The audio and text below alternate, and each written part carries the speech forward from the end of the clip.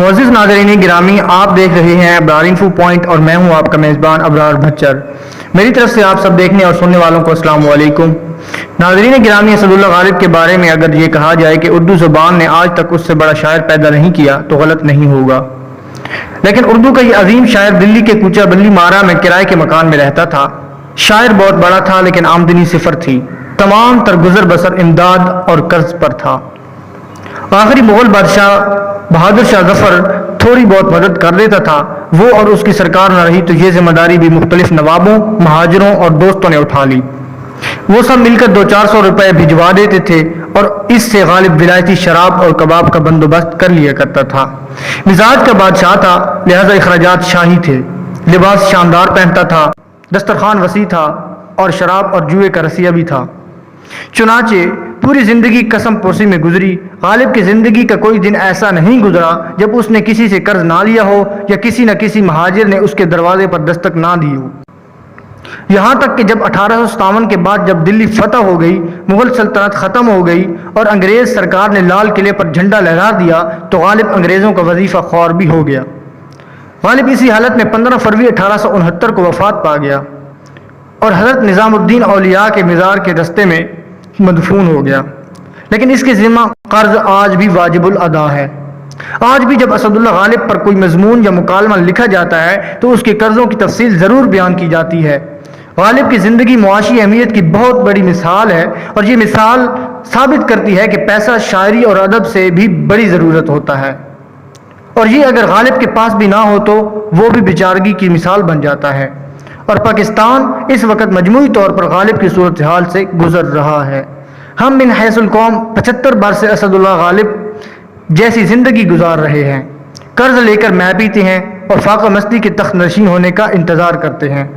ہم بے شک غالب کی طرح باصلاحیت ہیں، ہم دنیا کی پہلی مسلم اٹامک پاور ہیں، ہم آبادی کے لحاظ سے دنیا کا 5واں بڑا ملک بھی ہیں، اور اب دنیا کے کسی بھی کونے میں آپ چلے جائیں آپ کو وہاں پاکستانی بھی مل جائیں گے اور وہ آپ کو ترقی کرتے بھی دکھائی دیں گے۔ قدرت نے ہمیں سب کچھ دے رکھا ہے۔ آپ دنیا کی بڑی معدنیات کی فہرست بنا لیں، آپ کو وہ اس ملک میں ملیں گی۔ ہمارے ملک میں 1.5 گھنٹے کی فلائٹ کے فاصلہ پر ایک ہی وقت میں 50 ڈگری سینٹی گریڈ اور -50 ڈگری سینٹی گریڈ 2 درجہ حرارت موجود ہیں۔ سویلائزیشن بھی 9000 سال پرانی ہے۔ یوگا تک نے موہنجو داڑو میں جنم لیا تھا۔ دنیا کو نیلا رنگ ہم نے دیا تھا۔ دنیا کی نمک کی دوسری بڑی کان پاکستان میں ہے۔ دنیا میں صرف 10 ملک ایسے ہیں جن کے پاس تمام جغرافیائی اکائیاں موجود ہیں اور پاکستان ان میں سے ایک ہے۔ یہ ملک ہر قسم کے حادثے میں بھی سروائیو کر جاتا ہے اور ملک کا ہر شخص اس سے محبت بھی کرتا ہے، اسے پھلتا پھولتا بھی دیکھنا چاہتا ہے، لیکن یہ اس کے باوجود انتہائی قابل ترس صورتحال ہے کیونکہ ہم نے کبھی اس حقیقت کا تجزیہ نہیں کیا۔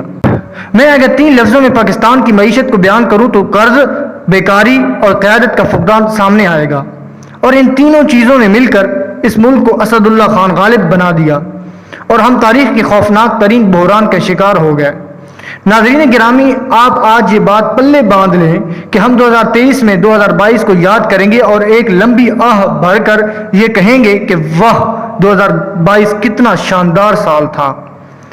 ملک میں مہنگائی تھی لیکن کم از کم چیزیں موجود تھیں، جبکہ آج ہم سارا دن لمبی لائن میں کھڑے رہتے ہیں اور شام کو خالی ہاتھ واپس آ جاتے ہیں۔ آپ یہ بات بھی ذہن میں رکھ لیں کہ ہمارا آنے والا وقت آج کے وقت سے زیادہ مشکل ہوگا، لہذا آج ہی سے آپ اس کی تیاری کر لیں، کیونکہ معیشت چلانا مفتہ اسماعیل کے بس کی بات نہیں ہے۔ یہ اسد عمر اور حفیظ شیخ سے بھی زیادہ اناڑی ثابت ہوئے ہیں۔ یہ معیشت کو بھی نہیں سمجھتے اور ان کا رویہ بھی غیر سنجیدہ ہوتا ہے۔ یہ چلتے چلتے جگت مار جاتے ہیں اور وہ جگت معیشت کا مزید بیڑا غرق کر دیتی ہے۔ شوکت ترین ان کے مقابلے میں 100 درجے بہتر تھے، وہ واقعی ملک چلا رہے تھے۔ مفتہ اسماعیل کا خیال تھا کہ یہ IMF کو راضی کر لیں گے، لیکن IMF نہیں مان رہا۔ یہ سمجھتے تھے کہ ڈالر اسٹاک ایکسچینج کو کنٹرول کر لیں گے، لیکن یہ اندازہ بھی لولی پاپ ثابت ہوا۔ ڈالر آؤٹ آف کنٹرول ہو گیا اور اسٹاک ایکسچینج نے پستی میں چھلانگ لگا دی، اور ان کا خیال تھا کہ سعودی عرب اور چین ان کی مدد کریں گے، لیکن چین کے صدر شی جن پنگ کے ساتھ بھی ہمارا رابطہ نہیں ہو سکا۔ وزیر اعظم میاں شہباز شریف 28 اپریل کو سعودی عرب کے دورے پر گئے۔ سعودی ولی عہد نے انہیں بھی گھڑی، ہار اور انگوٹھی دے کر واپس بھجوا دیا۔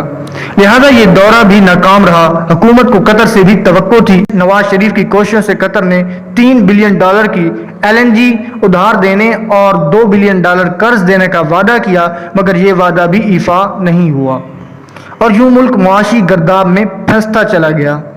چنانچہ دنیا میں اگر فوری طور پر پیٹرول سستا نہیں ہوتا، پاکستان کے IMF کے ساتھ مذاکرات کامیاب نہیں ہوتے اور اگر چین، قطر اور سعودی عرب ہماری مدد نہیں کرتے تو حکومت 2 مہینوں میں نیا بجٹ پیش کرنے پر مجبور ہو جائے گی اور پیٹرول $300 لیٹر، ڈالر 250 اور اسٹاک ایکسچینج 20,000 پوائنٹس پر آ جائے گی اور وزیر خزانہ بھی تبدیل ہو جائے گا اور مہنگائی کا سونامی بھی آ جائے گا اور حکومت اس سے نکلنے کے لیے بزنس مینوں، صنعت کاروں اور سرمایہ کاروں کو مزید ٹائٹ بھی کر دے گی۔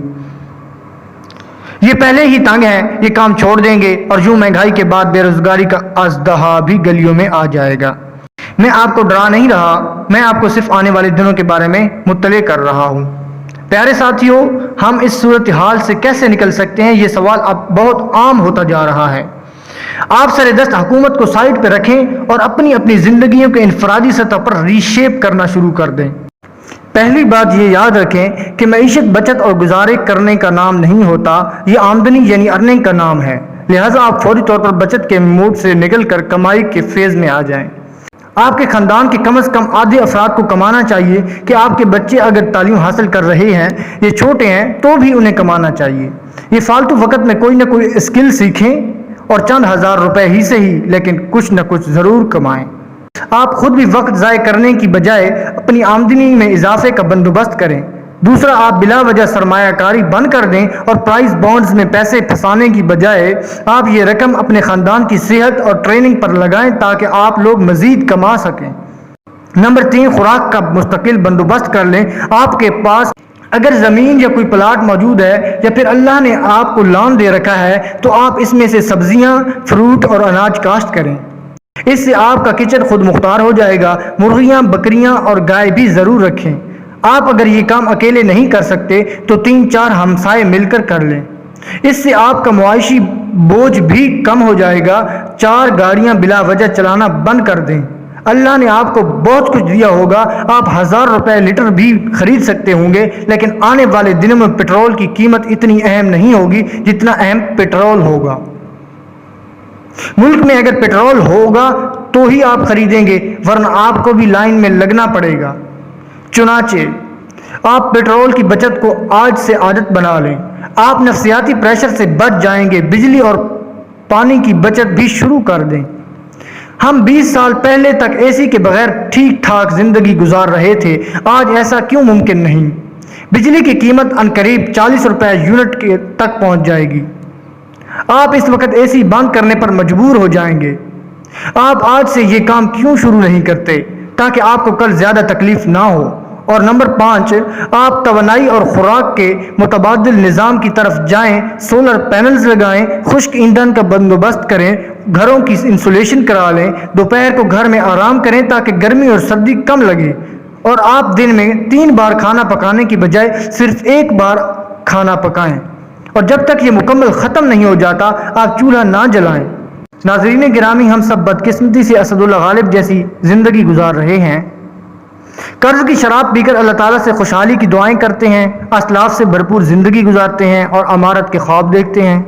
لہٰذا ہمارے مسائل بڑھتے چلے جا رہے ہیں۔ ہم ان حالات میں کیسے اچھی اور خوشحالی زندگی گزار سکتے ہیں، ذرا سوچئے اور یہ بھی یاد رکھیے کہ 2023 آج کے 2022 سے زیادہ مشکل ہوگا اور ہم 2022 کو یاد کر کر کے روئیں گے۔ اگر واقعی آپ نے اس ویڈیو سے کچھ نہ کچھ سیکھا ہے تو ویڈیو کو لائک کر کے اپنے دیگر دوستوں کے ساتھ شیئر کر دیں تاکہ وہ بھی ان تمام عادات کو اپنا کے اس ملک کو بحران سے نکال سکیں۔ انشاءاللہ آپ سے ملاقات ہوتی ہے اگلی ویڈیو میں، تب تک کے لیے اپنا خیال رکھیے گا۔ اللہ نگہبان۔